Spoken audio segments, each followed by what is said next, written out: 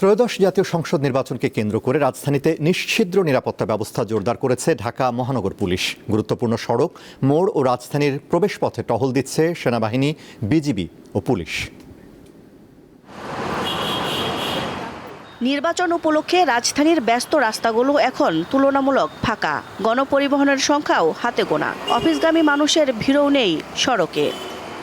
ঈদের আমেজকেও ছাপিয়ে গেছে এবারের ত্রয়োদশ জাতীয় সংসদ নির্বাচন এবং গণভোট। রাজধানীতে নেই যানজট, নেই কোলাহল। এ যেন ঈদের আগের দিনের চিত্র।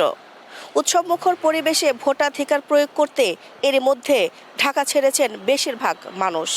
আর তাই ঢাকা এখন অনেকটাই ফাঁকা। নির্বাচন অবাধ, সুষ্ঠু ও নিরপেক্ষভাবে সম্পন্ন করতে প্রস্তুত রয়েছে আইনশৃঙ্খলা বাহিনী।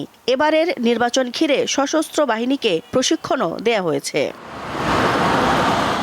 নাশকতা ও সহিংসতা ঠেকাতে টহল কার্যক্রম বৃদ্ধি, চেকপোস্ট স্থাপন ও কুইক রেসপন্স টিম গঠন করা হয়েছে।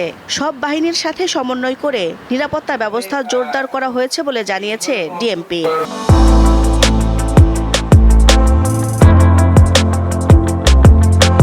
আমাদের বোম ডিসপোজাল ইউনিট, সোয়াট, ক্যানাইন ইউনিট এবং এমনকি আমাদের অশ্বারোহী যে পুলিশ, তারাও কিন্তু মাঠ পর্যায়ে মোতায়েন রয়েছে।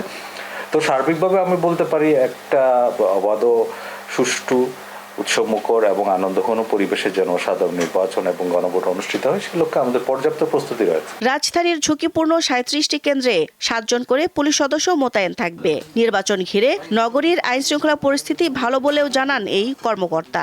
8টি ক্রাইম ডিভিশনের যে 8টা আলাদা করে কন্ট্রোল রুম স্থাপন করা হয়েছে, সেখানে তাদের রিজার্ভ ফোর্স থাকবে। এর বাইরে 4টা অতিরিক্ত স্পেশাল রিজার্ভ ফোর্স থাকবে। তারা যে কোনো সময় যে কোনো পরিস্থিতিতে দ্রুত যেন গিয়ে পরিস্থিতি নিয়ন্ত্রণে আনতে পারে, সে লক্ষ্যে মোতায়েন থাকবে। কেউ যাতে বৈধ কিংবা অবৈধ কোনো অস্ত্রই ব্যবহার করতে না পারে সে বিষয়ে তৎপর রয়েছে আইনশৃঙ্খলা বাহিনী। দিলশা দানি, দীপ্ত সংবাদ, ঢাকা।